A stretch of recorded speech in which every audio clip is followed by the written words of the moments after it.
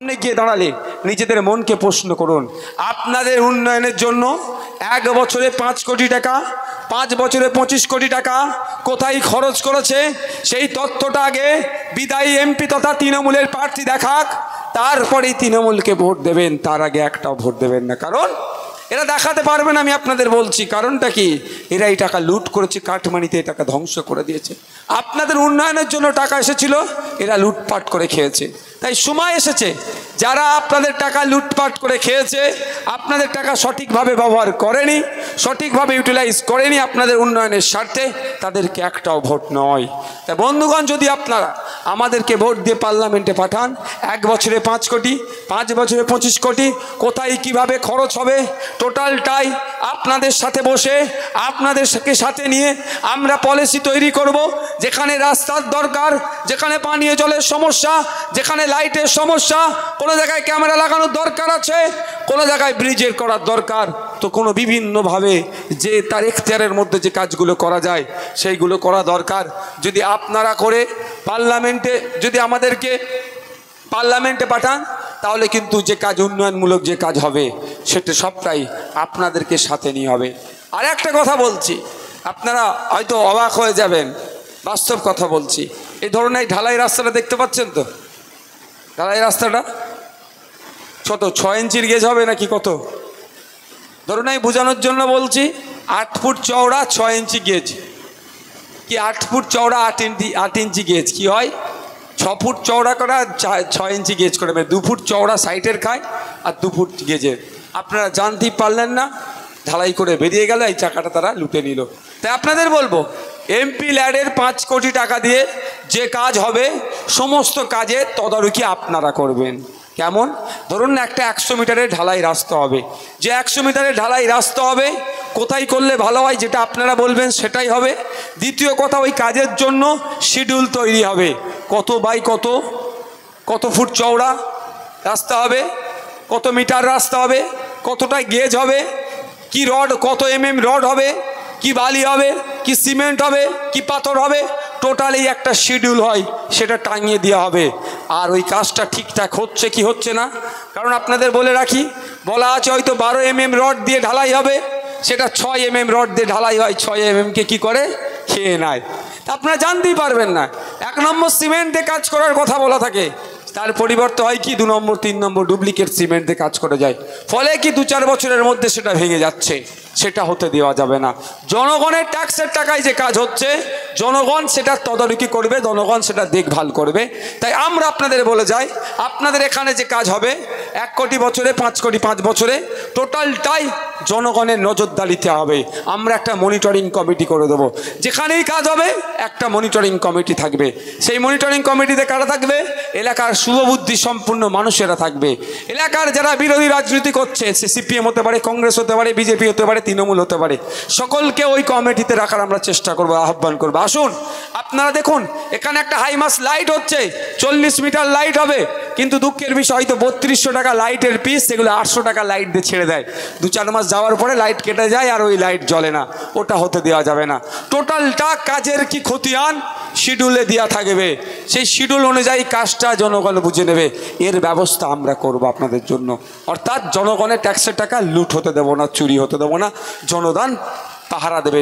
ওই মোদির মতো চৌকিদার নয়, মোদির মতো চৌকিদারের বাধা নয়, আমরা জনগণকে সাথে নিয়ে কাজ করব যদি আপনারা আমাদেরকে সুযোগ দেয়।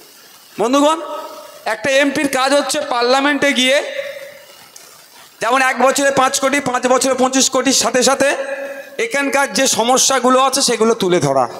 যেমন আপনাদের এখানে সুন্দরবন লাগোয়া, এদিকে আপনার সন্দেশখালী, হিঙ্গলগঞ্জ, মিনাখা, বসিরহাট, বাদুড়িয়া, এই সমস্ত এলাকা নিয়ে 7টা বিধানসভা নিয়ে একটা লোকসভা। এই 7টা বিধানসভার মানুষের এক রকম সমস্যা নয়, আলাদা আলাদা সমস্যা আছে। এই সমস্যাগুলো সমাধান কে করবে, কোথা থেকে হবে? সমস্যাগুলো সমাধান দেশের যারা সরকার চালায়, দেশের যারা সরকার চালায় তারা সমাধান করবে। আর সমস্যাগুলো কি হচ্ছে জানবে কি করে সরকার, ওই জন্যই এমপি যাবে। এমপির কাজটা কি, ওই বছরে 5 বছর ছাড়া ছাড়া একটা ভোট আসলো, গিয়ে ভোটটা দিয়ে দিলাম, এটা তো এমপি নয়। এটা এমপি নয় যে এমপি গিয়ে সেখানে সেলফি তুলবে, টিকটক ভিডিও করবে, এটা নয়। এমপির কাজটা হচ্ছে এই নির্বাচনী ক্ষেত্রে যে সমস্যাগুলি আছে, মানুষের যে অভাব অভিযোগগুলো আছে, সেইগুলোকে শুনে সেইগুলোকে জেনে পার্লামেন্টে উত্থাপন করবে। আর পার্লামেন্টে সরকার পক্ষ সেইগুলোকে নোট ডাউন করবে, সেই সমস্যাগুলো সমাধান করবে। আমি বসিরহাটের ক্ষেত্রে বলছি, ইছামতির ওপরে ব্রিজটা এখনও ইনকমপ্লিট, সম্পূর্ণ হলো না। এমপির কাজ কি হবে? পার্লামেন্টে গিয়ে ওখানে কনসার্ন ডিপার্টমেন্টাল মিনিস্টারকে বলা। এখানে যেমন এই নদী ভাঙনের ফলে বছরে বছরে বিঘে বিঘে জমি নষ্ট হয়ে যাচ্ছে, মানুষের ঘরবাড়ি ধ্বংস হয়ে যাচ্ছে। পার্লামেন্টে গিয়ে সেখানে বলা যে থুতু দিয়ে আটা ছানা যায় না, বালির বস্তাতে বাঁধ নির্মাণ করা যায় না, কংক্রিটের বাঁধ নির্মাণ করতে হবে, সিমেন্টের বাঁধ নির্মাণ করতে হবে, বিজ্ঞানসম্মতভাবে বাঁধ নির্মাণ করতে হবে এবং বিজ্ঞানসম্মতভাবে তার দেখভাল করতে হবে। তাহলে ওই নদী লাগোয়ার যে সমস্ত মানুষজন আছে তারা আর ক্ষতিগ্রস্ত হবে না। সরকারের কাজ কী হবে? এটা শুনে এটা সমাধান করা, এটাই সরকার। কিন্তু দুঃখের বিষয়, আমাদের কথা তো, দুর্দশার কথা তো ওখানে পৌঁছাচ্ছে না। বিগত যিনি এমপি ছিলেন টিকটক ভিডিও আর সেলফি নিতেই ব্যস্ত। আপনারা যারা তৃণমূল এখানে বন্ধুরা এসে যদি ভোট চাই, জিজ্ঞাসা করবেন সেই তৃণমূলী বন্ধুদেরকে যে বিগত 5 বছরে আমাদের বসিরহাটের এমপি পার্লামেন্টে গিয়ে বসিরহাটের মানুষের চাওয়া পাওয়া, অভাব অভিযোগ, দুর্দশার কথা বলেছে, সেই জবাবটা আগে দাও, সেই তথ্যটা আগে দাও, তারপরে নতুন করে আমাদের কাছ থেকে ভোট চাইবে। কারণ তাকে আমরা পার্লামেন্টে পাঠিয়েছিলাম। আমি কৃষক, আমার দুর্দশার কথা বলার জন্য তাকে পার্লামেন্টে পাঠিয়েছিলাম। সিএ যখন বিরোধ ছিল, বিল পাস হচ্ছিল, তার বিরোধিতা করার জন্য তাকে পার্লামেন্টে পাঠিয়েছিলাম। আমি ড্রাইভার, আমার হয়ে দুটো কথা বলার জন্য তাকে পার্লামেন্টে পাঠিয়েছিলাম। আমি সন্দেশখালীর মানুষ, নদী প্রায় ঝড়ে আমাদের ক্ষতিগ্রস্ত হয়, ক্ষতিগ্রস্তের হাত থেকে বাঁচার জন্য কংক্রিটের বাঁধ নির্মাণ করবে, এই কথা বলার জন্য আমি তাকে পার্লামেন্টে পাঠিয়েছিলাম। আমার বাড়ির ছেলেটার শিক্ষা নীতি যে নিয়ে আসছে, ন্যাশনাল এডুকেশন পলিসি, সেটাকে বন্ধ করার জন্য, যাতে প্রতিটা গরিব থেকে শুরু করে বড় লোকের ছেলেরা যারা সম সুযোগ পায়, তার আয়ে কথা বলার জন্য। কিন্তু অপদার্থ, ব্যর্থ তিনি হয়েছেন, আপনাদের হয়ে কোনো কথা বলেনি। একদিকে যেমন 5 কোটি টাকা বছরে, 25 কোটি টাকা 5 বছরে কোথায় খরচ করেছে তার তথ্য এরা দিতে পারবে না। সাথে সাথে পার্লামেন্টে গিয়ে জনগণের কটা কথা বলেছে সেই তথ্যও দিতে পারবে না এরা, কারণ না বলেই নে। তো উপরন্তু কি দেখেছি আমরা 2019 সালে তৃণমূলের নেতাদের কথাই ভরসা করে তাকে ভোট দিয়েছিলাম। বলেছিল পার্লামেন্টে গিয়ে সিএকে আটকাবে। কিন্তু দুঃখের বিষয় বন্ধুগণ, যেটার ভয় দেখিয়ে সব থেকে বেশি ভোট আপনাদের কাছ থেকে নিয়েছে, সিএ করে নাকি দেশ থেকে তাড়িয়ে দেবে। পার্লামেন্টে যখন ভোটাভুটি হচ্ছিল, বিজেপি তখন মুখ থুবড়ে পড়তো, এই বিলকে পাস করাতে পারতো না। কিন্তু দুঃখের বিষয়, খোঁজ নিয়ে দেখুন, বিগত যিনি বিদায়ী এমপি তৃণমূলের হয়ে কন্টেস্ট করেছিল, সেই নুসরাত জাহান পার্লামেন্টে গিয়ে বিজেপির বিরুদ্ধে ভোট না দিয়ে সে ভোটদান থেকে বিরত থেকে ওখান থেকে চলে এসেছিল, বকলমে বিজেপিকে সুবিধা করেছিল।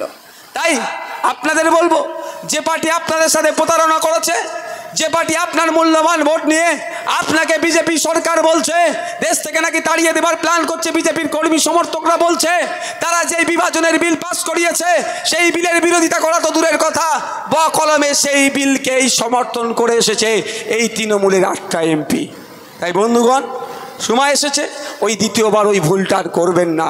আপনারা যদি বেনাগরিক হতে না চান, আপনাদের ডিভোটার না করে আপনাদেরকে দেশ থেকে তাড়িয়ে দেব এই বলার সাহস না থাকে, সেই জন্য বলছি পার্লামেন্টে জনগণের কণ্ঠকে পাঠাতে হবে। পার্লামেন্টে খামচিহ্নকে পাঠান। পার্লামেন্টে খামচিহ্ন গিয়ে ঠিক বিধানসভাতে একদিকে 293টা, একদিকে নওশাদ সিদ্দিকী আলাদা আছে, সংযুক্ত মোর্চার 1 বিধায়ক, আইএসএফের 1 বিধায়কই কিন্তু পশ্চিমবাংলার বিধানসভাকে বুঝিয়ে দিচ্ছে যে একজন থাকলেও কতটা লড়াই করা যায়। আটকাতে পারছে না। আপনারা যদি চান এই বসিরহাট থেকে পার্লামেন্টে যাক জনগণের জনকণ্ঠ খামচিহ্ন, তাই বলবো আগামী জুন মাসের 1 তারিখে সকাল সকাল যাবেন, চুপচাপ গিয়ে খামে ছাপ দেবেন, ইভিএম মেশিনের 5 নম্বরে বোতামটা প্রেস করে খামচিহ্নকে পার্লামেন্টে পাঠাবেন। একদিকে 542 থাকবে, আর একদিকে আমাদের আক্তার রহমান বিশ্বাস তথা খামচিহ্ন থাকবে। ওই 542-এর উপরেই কিন্তু ভারী পড়ে যাবে। বসিরহাটের মানুষের শুধু লড়াই করবে না, বাংলার মানুষের হয়ে শুধু নয়, সমগ্র দেশের মানুষের হয়ে দেশের আইনসভার মধ্যে চোখে চোখ রেখে লড়াই করবে খামচিহ্ন, যদি আপনারা সুযোগ দেন। কারণ আপনাদের সুযোগ ছাড়া তো হবে না। আমি তো রাতের অন্ধকারে এসে বলবো না 2000 টাকা আর বিরিয়ানির প্যাকেট দিয়ে ভোট করাও, ও আমার দ্বারাই হবে না। ভাই যারা ওখান থেকে আছেন একটু মহিলাদেরকে ছেড়ে আপনার এদিকে চলে আসুন না, পিছনে অনেকটা জায়গা আছে ভাই। উপরে যারা আছেন ভাই একটু চলে আসুন, এদিকে চলে আসুন না। এদিকে মহিলারা আছে, একটু মা বোনেদেরকেও দেখতে হবে, ওনারাও তো ভোটার। মায়েদেরকে 1000 টাকা দিয়ে ঘরে আটকে রাখতে পেরেছে মায়েরা? পারেনি। মায়েরা বেরিয়ে চলে এসেছে। কি মায়েরা 1000 টাকা 1200 টাকা দিয়ে আটকাতে পেরেছে? পারবে না। কারণ মায়েরাও বুঝছে তো 1000-1200 টাকা দিচ্ছে মায়েদেরকে, আর মায়েদের ফুটফুটে সন্তানগুলো যারা ক্লাস 3, যারা ক্লাস 4, যারা ক্লাস 5, যারা ক্লাস 6-এ পড়ছে, একটু গিয়ে দেখুন। আজকের পরে বাড়ি যাবেন মা, বাপেরাও বলছি বাড়ি যান, গিয়ে দেখবেন ক্লাস 3-4-এর বাচ্চাটাকে ডাকুন, ডেকে অঙ্কের বইটা, গণিতের বইটা খুলে দিন, বলুন বাবু অঙ্কটা করে দে তো। 100টা বাচ্চাকে ট্রাই করবেন, 90টা বাচ্চা ফেল করবে, অঙ্ক করতে পারবে না। ক্লাস 5-6-এর বাচ্চাকে ডাকুন, ডেকে বলুন কিসে পড়িস, বলে 5 কি 6-এ, তোর নাম, তোর বাবার নাম, তোর মায়ের নাম, কোন ক্লাসে পড়িস, কোন স্কুল ঠিকানা ইংলিশে লিখে দিতে বলুন। 5-6-এর বাচ্চা সন্তানগুলো, ছাত্রীগুলো ফেল করবে। আর আমার হাতে, আমার বাড়ির মহিলা সদস্যর হাতে 1000 টাকা দিয়ে বলছে নাকি মাথা কিনে ফেলেছে। আসলে 1000 টাকা দিচ্ছে সুকৌশলে, আপনার হাত দিয়েই কিন্তু আপনার ছেলের ভবিষ্যৎটা এই মমতা ব্যানার্জি ধ্বংস করে দিচ্ছে। তাই মায়েদের ধন্যবাদ জানাবো, 1000 টাকায় মায়েদেরকে ঘরে আটকে রাখতে পারেনি। ইন্ডিয়ান সেকুলার ফ্রন্টের ডাকে এই প্রোগ্রামে এসে আপনারা সমাবেত হয়েছেন। তাই মায়েদের বলবো আওয়াজ তুলুন, 1000-1200 পরে হবে। 1000-1200 থেকে আগে এই বাচ্চাগুলো যেগুলো প্রাইমারি স্কুলে যায়, 300টা শিক্ষক থাকলে, 300টা ছাত্র থাকলে মাত্র 3টে শিক্ষক দিচ্ছে।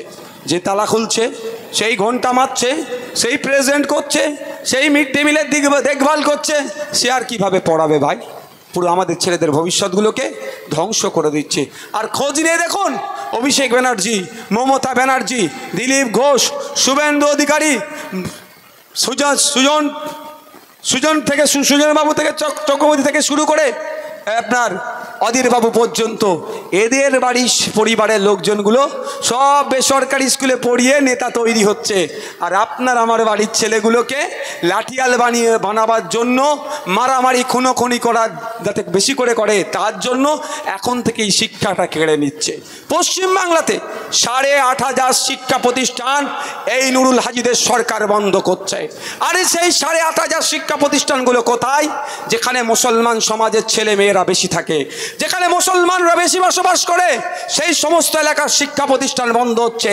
যেখানে দলিতের সন্তান, দলিতরা বেশি থাকে, সেই সমস্ত এলাকার শিক্ষা প্রতিষ্ঠান বন্ধ হচ্ছে। যেখানে আদিবাসীরা বেশি থাকেন, যেখানে নমশূদ্ররা বেশি থাকেন, যেখানে মতুয়া সমাজের, পিছিয়ে বর্গের সমাজের মানুষরা বেশি থাকেন, সেই সমস্ত এলাকার শিক্ষা প্রতিষ্ঠান এই হাজী নুরুল ইসলাম সাহেবদের সরকার বন্ধ করে দিচ্ছে। তাই বলবো এদের একটা চক্রান্ত চলছে, এই জন্যই বন্ধ করছে যে শিক্ষিত হলে আপনার আমার ছেলে আর গিয়ে ভোটের জন্য মারামারি, হানাহানি, খুনোখুনি, বুথ দখল, বুথ জ্যাম এ কাজ আর করবে না। কারণ জানে মারতে গিয়ে যদি মারা যায়, আপনার আমার বাড়ির সন্তানের হাতে যদি শিক্ষা থাকে, তার যদি বই পেন খাতা থাকে, তারা কি দেখবে? মারতে গিয়েছি ওকে, অজ্ঞাতে লেগে মারা গেলে 302 ধারায় কেস খাবো। 302 ধারায় কেস খেলে কি হবে? আর জেল থেকে বাইরে বার হব না, মায়ের হাতের ভাত আর ঘরে খেতে পাওয়া যাবে না। তাহলে মারামারি হানাহানি দিকে তারা যাবে না। আর যেদিন মারামারি হানাহানি করে, তাহলে শুভেন্দু অধিকারীরা জিতবে কি করে? সুকান্ত মজুমদাররা জিতবে কি করে? দিলীপ ঘোষেরা জিতবে কি করে? অভিষেক বাবুরা জিতবে কি করে? তারা জেতার জন্য, তারা এমপি এমএলএ হওয়ার জন্য আপনার আমার ছেলেদের হাত থেকে, আপনার আমার পরিবারের সন্তানগুলোর হাত থেকে বই পেন খাতা কেড়ে নিচ্ছে। তাই বলবো আপনাদেরকে, এই অপদার্থ বিজেপি সরকার, জুমলাবাজের বিজেপি সরকার সবকা সাথ সবকা বিকাশ বললেও আদানি আম্বানিদের সাথ দিচ্ছে, আর গুজরাটের বিকাশ করছে। বাংলাকে তারা বিমাতৃসুলভ আচরণ করছে। বাংলার যে 8500 শিক্ষা প্রতিষ্ঠান বন্ধ হতে চলেছে, একবারের জন্য শুভেন্দু অধিকারীর মুখে কোনো আওয়াজ শুনলাম না, এটা বন্ধ হতে দেওয়া যাবে না, এটা বলতে শুনলাম না। না সুকান্ত মজুমদার, না মোদী, অমিত শাহ বারবার বাংলাতে এসছে অনেক কথা বললেও, অনেক ডায়লগ দিলেও পশ্চিমবাংলার 8,500 শিক্ষা প্রতিষ্ঠান কোনোভাবেই বন্ধ করতে দেওয়া যায় না, এ কথা কিন্তু তাদের মুখে শুনলাম না। কারণ তারাও জানে এই যে শিক্ষা প্রতিষ্ঠানগুলো বন্ধ হচ্ছে, যেখানে আদিবাসীরা বেশি থাকে, দলিতরা বেশি থাকে, মুসলমানরা বেশি থাকে, সেই সমস্ত এলাকার শিক্ষা প্রতিষ্ঠান বন্ধ হচ্ছে। আর দলিত, আদিবাসী, মুসলিম, পিছিয়ে মানুষেরা যদি উচ্চ শিক্ষায় শিক্ষিত হয়ে যায়, তাহলে মোদীদের, এই বিজেপিদের, এই শুভেন্দুদের, এই সুকান্তদের বিভাজনের রাজনীতিতে তাহলে আর পা দেবে না, তাহলে ওরা ক্ষমতায় আর থাকতে পারবে না। তারাও চাইছে এই দলিতের সন্তান, আদিবাসীর সন্তান, মুসলমানদের সন্তানগুলো অশিক্ষিত হয়ে থাকুক। ওই জন্য এই শিক্ষা প্রতিষ্ঠান বন্ধ করে দিচ্ছে এই তৃণমূলের সরকার, তার বিরোধিতা করছে না। তাই ভাবুন আপনারা, মায়েরা ভাবুন কাকে ভোটটা দেবেন। আপনারা ভোট দিয়ে যদি আমাদেরকে পার্লামেন্টে পাঠান, খামচিহ্নকে পার্লামেন্টে পাঠান, খামচিহ্ন পার্লামেন্টে গিয়ে এই শিক্ষা প্রতিষ্ঠান বন্ধের জন্য চিৎকার করবে। আপনারা অনেকে হয়তো শুনেছেন বা অনেকে হয়তো জানেন না, পশ্চিমবাংলার আইনসভার মধ্যে আমি একজন বিধায়ক, আমি বারবার এই 8,500 শিক্ষা প্রতিষ্ঠানের বিরোধিতা করে গিয়েছি।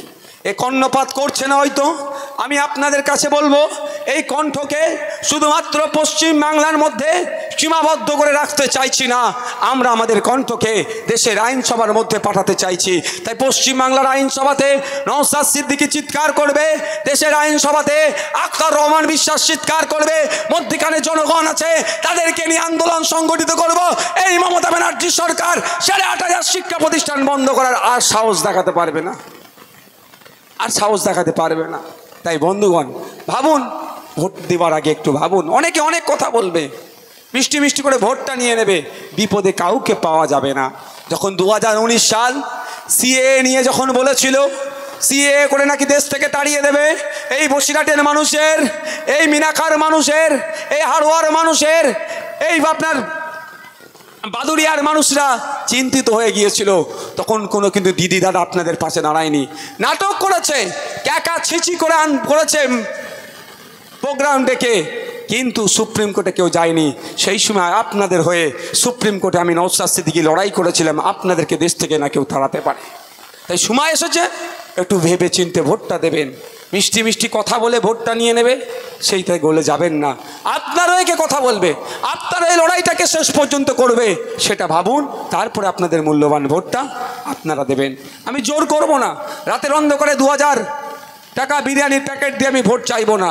তবে এটা আমি অনুরোধ করব, যদি রাতের অন্ধকারে 2,000 টাকা বিরিয়ানির প্যাকেট নিয়ে কেউ ভোট চাইতে আসে, 2,000 টাকার বিরিয়ানির প্যাকেটটা নিয়ে নেবেন, আর সকাল সকাল কী করবেন, চুপচাপ ইভিএম মেশিনের 5 নম্বরে ছাপটা দিয়ে দেবে। হবে তো নাকি ভাই? গরম হচ্ছে বুঝতে পারছি, আমারও হচ্ছে, কিন্তু না বললে নয়, একটু বলতে হবে। আমি পশ্চিমবাংলার বিধানসভার মধ্যে, মমতা ব্যানার্জিরা তো সবসময় বলে যে মুসলমানের উপকার করতে হবে, অনেক উপকার করেছি, আদিবাসীর অনেক উপকার করেছি, দলিতের অনেক উপকার করেছি। আমি শ্রমজীবী মানুষদের সন্তানদের কথা ভেবে আমি পশ্চিমবাংলার বিধানসভাতে মাননীয় শিক্ষামন্ত্রীকে বলেছিলাম, আর আমি তথ্য নিয়ে দেখেছি, যারা নেতা আছে দেখবেন তাদের ছেলে মেয়েগুলোকে সব বেসরকারি স্কুলে পড়ায়। কোনো নেতার ছেলে সরকারি স্কুলে পড়ে? একটু জোরে বলেন। এখানে যারা উপস্থিত হয়েছেন, আপনাদের কজনের ছেলে বেসরকারি স্কুলে পড়ে? একটু হাত তুলবেন। কেজি স্কুলে, মানে টাকা দিয়ে পড়াতে হয়, ইংলিশ মিডিয়ামে। তুমি ইংলিশ মিডিয়ামে পড়ো? আচ্ছা, 1 2 আর কি আছে? এতগুলোর মধ্যে 2-3 জন হাত তুলেছে সরকারি স্কুলে পড়ে না, বেসরকারি স্কুলে পড়ে। বাকি সবার, যারা এতজন এখানে আছেন, সবার ছেলে মেয়েগুলো কোথায় পড়ে? সব সরকারি স্কুলে পড়ে, primary, upper primary, high school, তাই তো? কলেজে আমি এখন যাচ্ছি না অত দূরে। তো বলুন, সবার আজকে গিয়ে কিন্তু একটু ট্রাই করে দেখবেন। কটা বাজে দেখো তো? সবাই গিয়ে একটু ট্রাই করে দেখবেন। আচ্ছা, এগুলো বলছি কি খারাপ লাগছে নাকি? এইগুলোর জন্যই ভোটটা কেন দেবেন এটা ভাবতে হবে। আপনার সমস্যাটা দূর করার জন্যই ভোট দেওয়া, এই জন্যই আপনাদের এগুলো বলতে এসেছি। আপনার যে সমস্যা, আপনার ছেলে যে স্কুলটাতে পড়ে সেই স্কুলের টিচার নাই, টিচার কিভাবে আসবে, ওই জন্যই ভোট দেন। এইটাই আমি জন্য আপনাদের বলছি। তো সবার আজকে গিয়ে বাড়িতে গিয়ে ট্রাই করবেন, যেটা বললাম। দ্বিতীয় কথা হচ্ছে, নেতাদের ছেলেরা কি সরকারি স্কুলে পড়ে? নেতাদের ছেলেরা সরকারি স্কুলে পড়ে না, বেসরকারিতে পড়ে। কেন? যে এখন নেতা তার দাদু নেতা ছিল, আর আপনি এখন আপনার দাদুকে একটু দেখুন। আপনার দাদু ওদের দাদুদের হয়ে লড়াই করেছে, মারামারি করেছে, হানাহানি করেছে, বুথ দখল করেছে, কেস খেয়েছে, কবরে গেছে, শ্মশানে গেছে, ধ্বংস হয়ে গেছে। আপনার বাবাগুলোকে দেখুন, ওদের বাবাদের হয়ে লড়াই করেছে, মারামারি করেছে, বুথ দখল করেছে, কেস খেয়েছে, কবরে গেছে, শ্মশানে গেছে, ধ্বংস হয়ে গেছে। এখন আমাদেরকে এটা করাচ্ছে। এবার আমাদের পরের প্রজন্মগুলোকে, আমাদের বাড়ির ভাইপো ভাগনা ভাইজিদেরকে, আমাদের ছেলেগুলোকেও ওদের ছেলেদের হয়ে যাতে লাঠিয়াল বাহিনী করে রাখা যায়, সেই জন্য কি করছে, শিক্ষা প্রতিষ্ঠান থেকে বন্ধ করে দিচ্ছে। তাই আপনাদের বলবো, যারা আমাদের ছেলেকে ওদের নেতা, এখন ওই নেতাদের পরের প্রজন্মেরগুলোর জন্য নেতা তাদের ছেলেকে বানাবে, আর আমরা লাঠিয়াল আমাদের ছেলেগুলোকে আবার লাঠিয়াল বানাবে, তাদেরকে একটা ভোট দেবেন? তাদেরকে একটা ভোট দেওয়া যায়? একটা ভোট তাদেরকে দেওয়া যায় না। কারণ তারা সুকৌশলে আপনার ভাইপো আমার ভাগনাকে ধ্বংস করে দিতে চাইছে, শিক্ষা দিচ্ছে না। তাই বন্ধুগণ, আমি আপনাদের উদ্দেশ্যে বলবো, যদি চান সঠিকভাবে সরকার পরিচালিত হোক, আপনি আপনার অধিকার ফিরে পান, তাহলে বলবো আগামী জুন মাসের 1 তারিখে ইভিএম মেশিনের 5 নম্বরে বোতাম দিবে, খামচিহ্নকে ভোট দিয়ে পার্লামেন্টে পাঠান। আপনাদের যে শিক্ষা প্রতিষ্ঠানগুলো বন্ধ হতে চলেছে এর বিরোধিতা করব। সাথে সাথে আমি আপনাদের শুধু একটা উদাহরণ দিয়ে আমি অন্য বিষয়ে যাব। উদাহরণটা এটাই, উদাহরণ নয়, বাস্তব ঘটনা আপনাদের বলি। আমি লক্ষ্য করে দেখেছি, নেতার ছেলেগুলো সব বেসরকারি স্কুলে পড়ে, আর ভোটারদের ছেলেরা সরকারি স্কুলে পড়ে। নেতাদের ছেলেগুলো কি হয়, ক্লাস 1 থেকে কম্পিউটার এডুকেশন পেয়ে যায় বেসরকারি স্কুলে, আর ভোটারদের ছেলেরা ক্লাস 5-এ হাই স্কুলে গেলেও সব স্কুলে কম্পিউটার এডুকেশন নাই। আমি ধরে নিচ্ছি তাও আছে, সব স্কুলে নাই।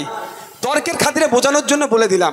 তাহলে একটা ভোটারের ছেলে যখন ক্লাস 5-এ উঠলো, আর একটা নেতার ছেলে যখন ক্লাস 5-এ গেল, দুটো ছেলেই, ও ক্লাস 1 থেকে কম্পিউটার এডুকেশন পেয়েছে, আর আপনার ছেলে ক্লাস 5-এ যে পেতে পারে। তাহলে অলরেডি নেতার ছেলে থেকে আপনার ছেলে 4 বছর পিছিয়ে গেল তো, কম্পিউটার এডুকেশনে পিছিয়ে গেল তো নাকি? তো এই যে বৈষম্যতা দূর করা দরকার। আমি পশ্চিমবাংলার আইনসভার মধ্যে ভোটারদের ছেলেদের কথা ভেবে, ভ্যান চালকের ছেলের কথা ভেবে, ডে মজুর যারা, ডে লেবার যারা, তাদের ছেলেদের কথা ভেবে, কৃষকদের ছেলেদের কথা ভেবে, ইটভাটার শ্রমিকের ছেলেদের কথা ভেবে, দিন আনে দিন খায় যারা, তাদের ছেলে মেয়েদের কথা ভেবে পশ্চিমবাংলার আইনসভাতে অপদার্থ মুখ্যমন্ত্রীকে, ব্যর্থ শিক্ষামন্ত্রীকে বলেছিলাম, পশ্চিমবাংলার ছেলে মেয়েদের স্বার্থে, পশ্চিমবাংলার শ্রমজীবী মানুষের পরিবারের স্বার্থে ক্লাস 1 থেকে আমাদের এই গরিবের বাচ্চাগুলোকে কম্পিউটার এডুকেশন দিতে হবে। আমি চিৎকার করেছিলাম, কোনো শুভেন্দু অধিকারী কথা বলেনি, কোনো অভিষেক বাবু কথা বলেনি। খোঁজ নিয়ে দেখা যাবে অভিষেক বাবুর পরিবারের ছেলে মেয়েগুলো বেসরকারিতে পড়ছে, শুভেন্দু বাবুর পরিবারের ছেলেগুলো বেসরকারিতে পড়ছে। তারা তো এদের দুর্দশার দুঃখের কথা বুঝবে না। বুঝবো কি? আমি আমার ভাই ভাইপোগুলোই তো আজকে অশিক্ষিত করার চেষ্টায় চক্রান্ত করছে। তাই আপনাদের বলবো, আপনাদের জন্য লড়াইটা খামচিহ্ন করছে। এবার আপনি বলতে পারেন তো হয়নি, কম্পিউটার এডুকেশন দেয়নি তো। হ্যাঁ দেয়নি একা বলে, হয়তো আমার সাথে যদি সাথ মেলা, একদিকে দিল্লিতে চিৎকার হবে, একদিকে কলকাতায় চিৎকার হবে, মধ্যখানে গার্জেনরা চিৎকার করবে, দিল্লি সরকার, ভারত সরকার আর পশ্চিমবাংলা সরকার করতে ব্যর্থ হবে। শুধুমাত্র পশ্চিমবাংলা নয়, সারা ভারতবর্ষের বাচ্চাগুলোর জন্য, গরিব খেটে খাওয়া মানুষের সন্তানগুলোর জন্য প্রাইমারি সেকশন থেকে কম্পিউটার এডুকেশন চালাতে বাধ্য হবে তখন, যদি আমরা এমপি পাঠাই দিল্লিতে। এবার আপনাদের উপর নির্ভর করছে আপনারা কি করবেন না করবেন। আমি জোর জবরদস্তি করব না, আমি জোর জবরদস্তি করবো না আপনাদেরকে। বন্ধুগণ, শেষের দিকে এসেছি, আমার আরও 2-3টে প্রোগ্রাম আছে। শুধু আপনাদের কাছে একটা আমি অনুরোধ করব। অনুরোধটা এটাই, ভোট দেওয়ার আগে একটু ভাববেন। ইতিপূর্বে আপনারা 17 বার ভোট দিয়ে পার্লামেন্টে পাঠিয়েছেন।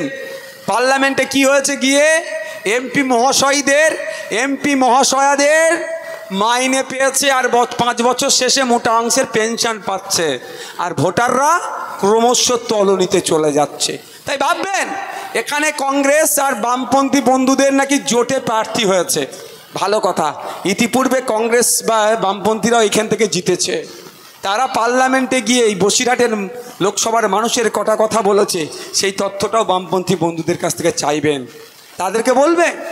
আর একটা কথা, সত্যিকারের অর্থে কিন্তু জোট হয়নি, শুধু জোটের নামে ঘোট পেকিয়েছে। যদি সত্যিকারের জোট হয় বলবেন আখতার রহমান বিশ্বাসের হয়ে নওশাদ সিদ্দিকী আর ভোট প্রচার করবে না বলে দিয়েছে। শুধুমাত্র রাহুল গান্ধী, সোনিয়া গান্ধী বা প্রিয়াঙ্কা গান্ধীকে বসিরহাটে নিয়ে এসে একটা জনসভা করে এটা প্রমাণ দিক যে সত্যিকারের অর্থে কংগ্রেস আর সিপিএম বিজেপি তৃণমূলের বিরুদ্ধে লড়াই করছে। জোট হয়েছে তোদের বলছে, জোটের নামে ঘোট হয়েছে। জোট করে এরা বিজেপি আর তৃণমূলকে বকলমের সহযোগিতা করছে, আইএসএফের ভোটগুলোকে কাটার চেষ্টা করছে। তাই বন্ধুগণ বলবো, সিপিএমের বন্ধু, কংগ্রেসের বন্ধুরা যদি প্রশ্ন করে আমাদের সম্পর্কে কোনো কথা বললে উত্তর ওদেরকে একটাই দেবেন, আগে তোমরা রাহুল গান্ধী, প্রিয়াঙ্কা গান্ধী, সোনিয়া গান্ধী, এই তিনজন গান্ধী পরিবারের মধ্যে কাউকে নিয়ে এসে বসিরহাটে নিরাপদ সর্দারের সমর্থনে একটা জনসভা করাও, তাহলে বুঝতে পারবো রাহুল গান্ধী তথা কংগ্রেসরা এবং তোমরা চাইছো সত্যিকারের অর্থে বিজেপি তৃণমূলের বিরুদ্ধে লড়াই করছো। দেখবেন পারবে না, কারণ এরা তো বিজেপি তৃণমূলকে এক প্রকার এরা মাইলেজ দিচ্ছে, আইএসএফের ভোট কাটার এরা চেষ্টা করছে।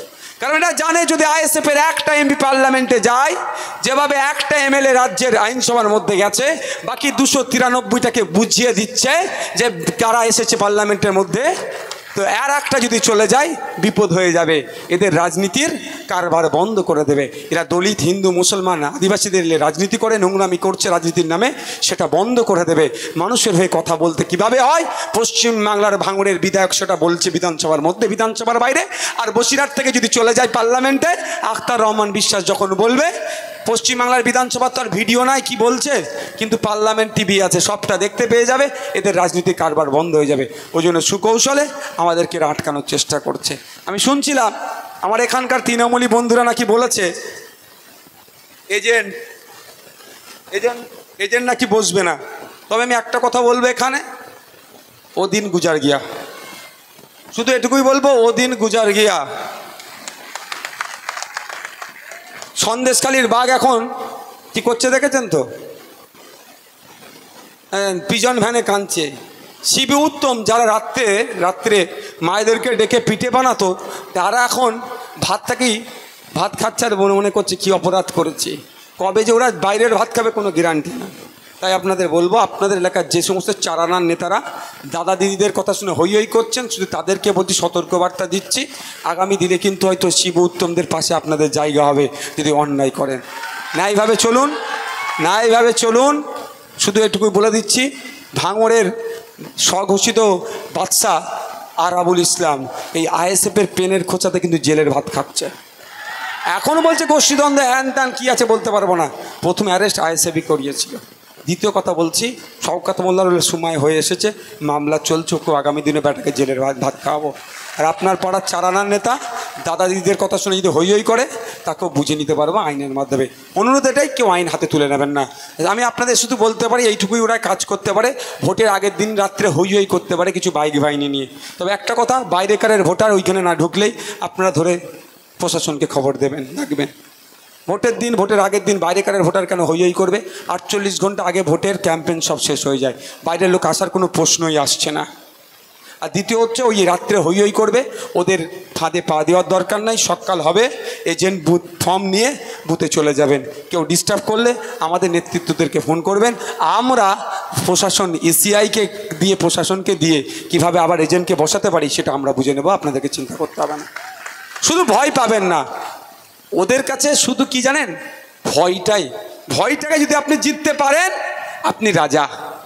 ওদের প্রধান অস্ত্র হচ্ছে আপনার মনের ভয়, আর ওরা সব থেকে বড় দুর্বল।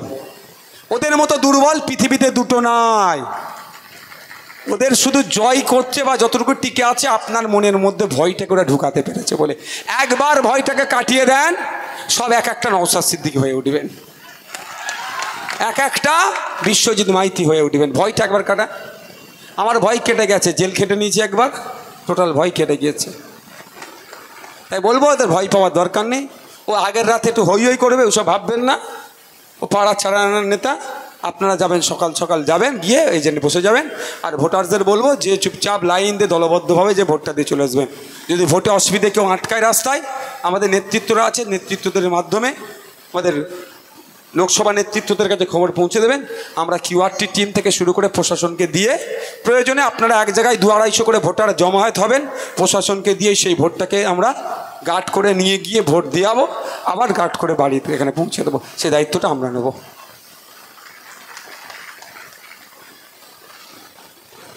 এখানে আপনাদের রুজি রুটি কি সব থেকে বেশি কি কাজের সাথে যুক্ত আপনারা? হ্যাঁ, সেলাই কাজ, আচ্ছা, বিড়ি বাঁধা, ও সব রকমই আছে। আমি শুধু সেলাইয়ের কথা বলি, টাইমটা অন্য জায়গায় ভাই চলে যাব। হ্যাঁ, সেলাইয়ের কথা বলি আমি। আজকে এখানকারের যিনি বিদায়ী এমপি ছিলেন তার কাজ কি ছিল? পার্লামেন্টে গিয়ে মিনিস্টারকে বলা যে আমাদের এরকম ভেবিয়ার বসিরহাটের দর্জি শ্রমিকদের সেলাই করা কাপড় যাতে বিদেশে বিক্রি হয় তার ব্যবস্থা করা। আপনারা জানবেন, গুগলে সার্চ করলে পাবেন, বাংলাদেশের টাকার এখন মান বেড়ে যাচ্ছে। কারণ কি জানেন? বাংলাদেশে এখন ডলার ঢুকছে। কি জন্য? বাংলাদেশ গার্মেন্ট শিল্পে অনেক এগিয়ে যাচ্ছে, বাংলাদেশের কাপড় এখন সারা পৃথিবীতে যাচ্ছে। অপদার্থ এমপি তার কাজ ছিল পার্লামেন্টে গিয়ে বলা এই ভেবিয়ার দর্জি শ্রমিকদের সেলাই করা কাপড় America, Russia, London, Britain, Germany, Japan, Australia, Spain, Switzerland, পৃথিবীর উন্নত মান দেশগুলোতে এখানকারের সেলাই করা কাপড় যাক। যদি এখানকারের সেলাই করা কাপড় ওই পৃথিবীর ওই উন্নত মান দেশগুলোতে যেত, যদি ওখানে গিয়ে বিক্রি হয় এখানকারের সেলাই করা কাপড়, তাহলে ওখান থেকে ডলার আসবে।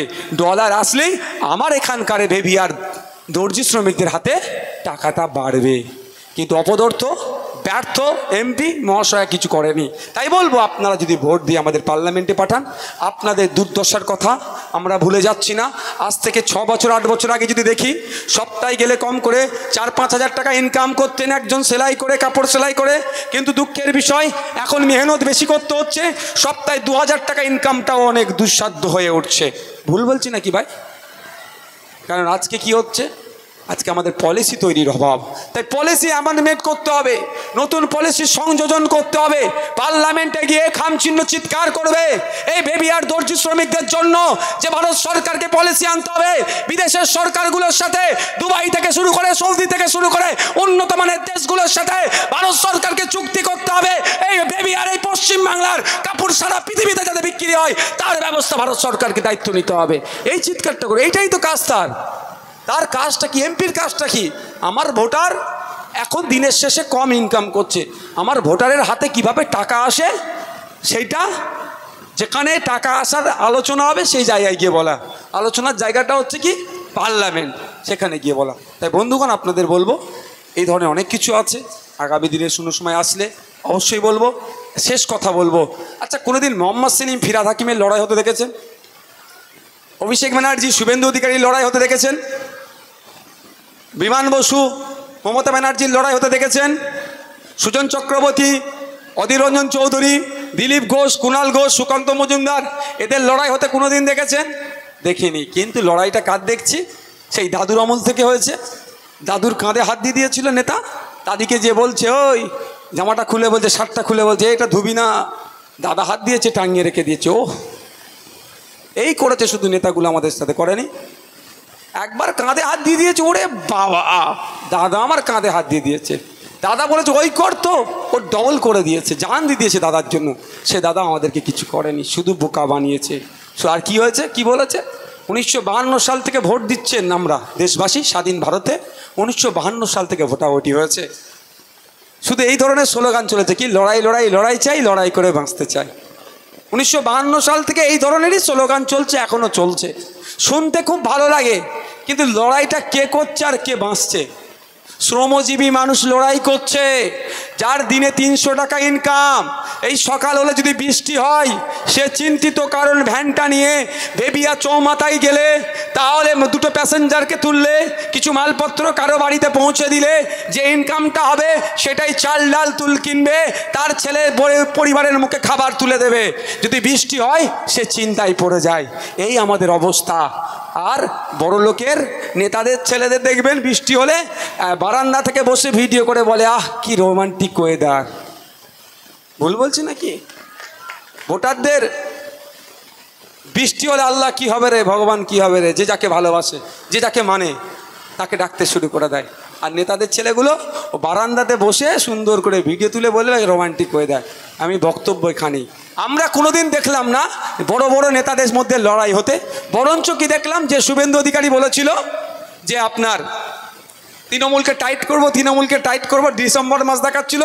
সেই শুভেন্দু অধিকারীকে মমতা ব্যানার্জি এমন টাইট করে দিল ডেকে চা খাইয়ে, আর কোনো কথা বলে না মমতা ব্যানার্জি বিদ্বেষী অর্থে।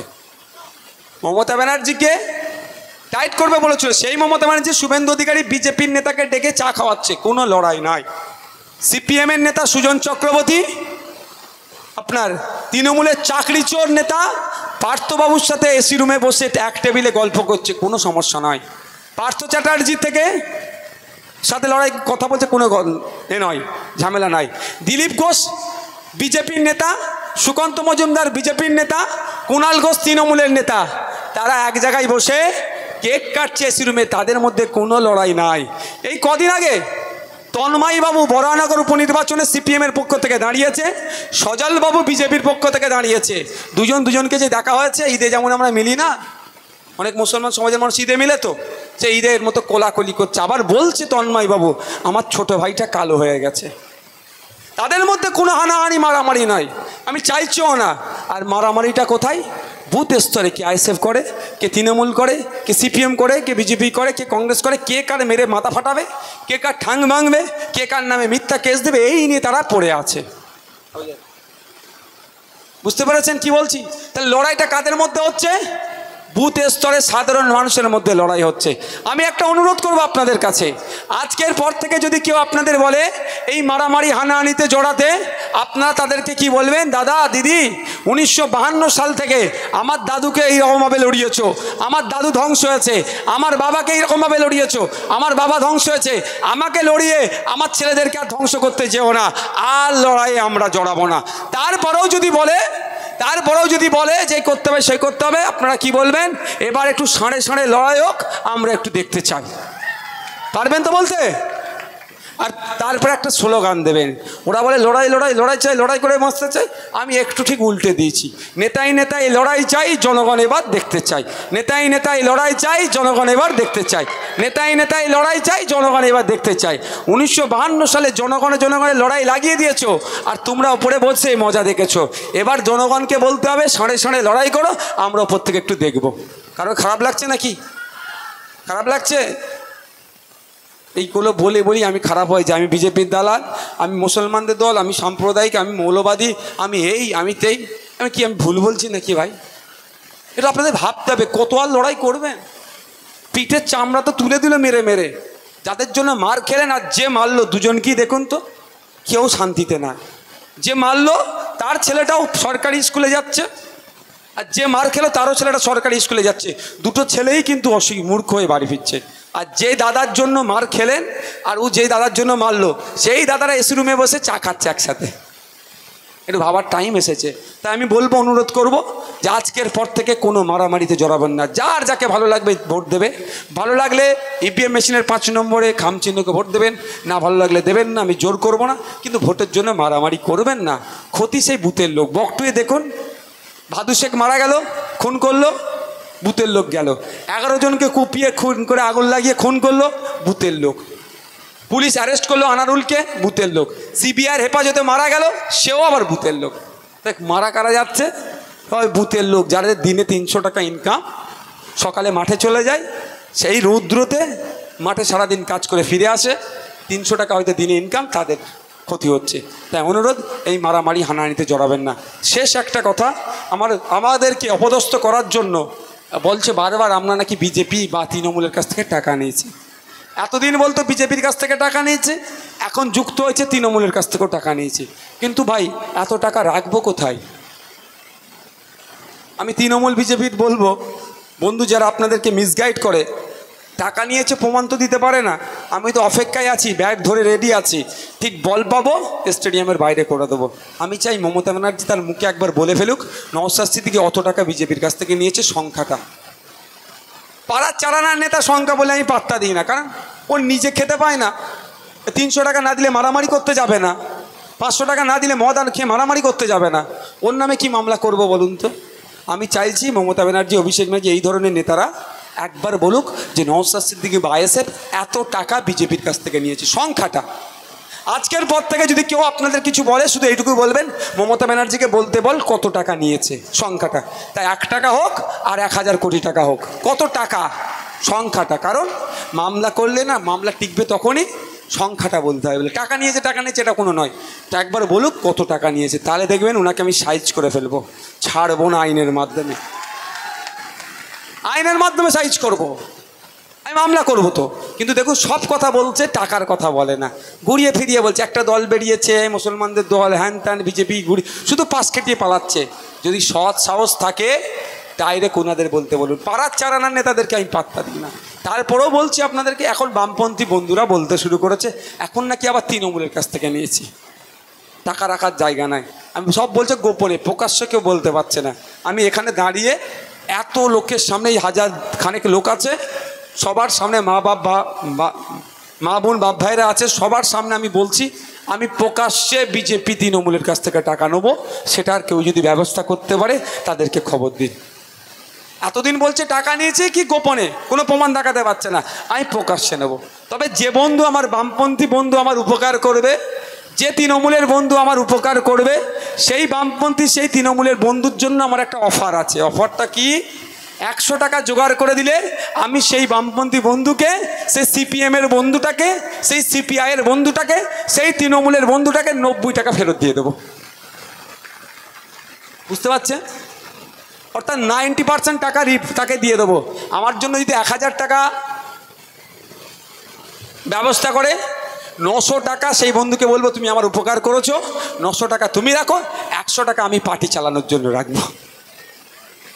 আমি প্রকাশ্য নেবো বলছি। আজকের পর থেকে এই বিষয়ে কোনো কথা হবে? যদি কেউ বলে কি বলবেন আপনারা? যে ভাইজান বলেছে তোরা ব্যবস্থা কর, ভাইজান প্রকাশ্যে নেবে। প্রমাণ দেখা, প্রথম টাকা নিয়েছে পারবি না, দ্বিতীয় হচ্ছে বলে গেছে ওখানে এসে যে প্রকাশ্যে নেবে, ব্যবস্থা করে দাও। দেখি কত প্রকাশ ব্যবস্থা করতে পারে। যারা মিড ডে মিলের টাকা চুরি করে খায় তারা নাকি নওশাদকে আবার টাকা দেবে? আপনাদের পাড়ায় এই ধরনের অনেক বিধবা মা আছে যাদের বিধবা ভাতা পাওয়ার দরকার, তারা পাচ্ছে না। আর তৃণমূলের নেতাকে খোঁজ নিয়ে দেখুন, অনেকেও আছে, খুঁজলে বেরিয়ে যাবে, বাপ বেঁচে আছে, মাকে বিধবা দেখিয়ে বিধবা ভাতা তুলে খাচ্ছে, সে নাকি আমার নওশাদকে টাকা দেবে। এরা কাফন চুরি করে খাওয়ার লোকেরা। বুঝতে পারছেন না কি বলছি? শুধু দেখে দেওয়ার চেষ্টা করছে এদের কথা।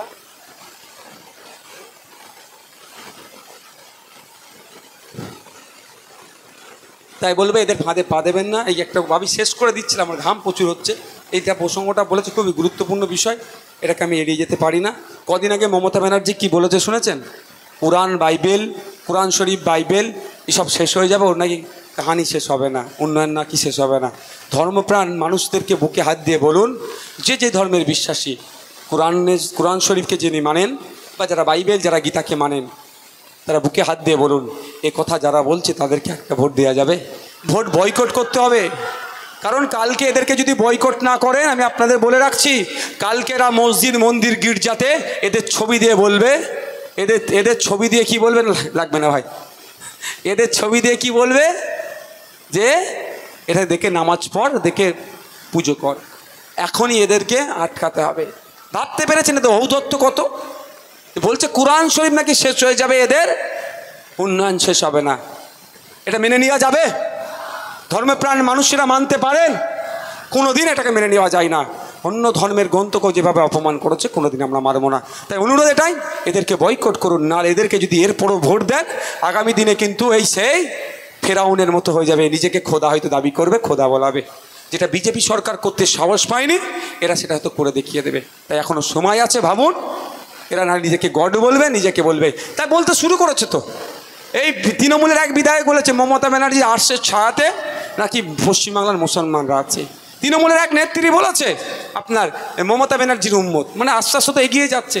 এখনও যদি এদের বিরোধিতা না করে, কিন্তু আগামীকাল কী হবে বলা মুশকিল। তাই বলবো সজাগ সতর্ক থাকুন, এদের কথাই ভয় পাবেন না, এদের কথাই বিকিয়ে যাবেন না, কোনো প্ররোচনায় পা দেওয়ার দরকার নাই। সকাল সকাল আপনার ভোট খামচিহ্নে দেবেন, খামচিনেকে পার্লামেন্টে পাঠাবেন।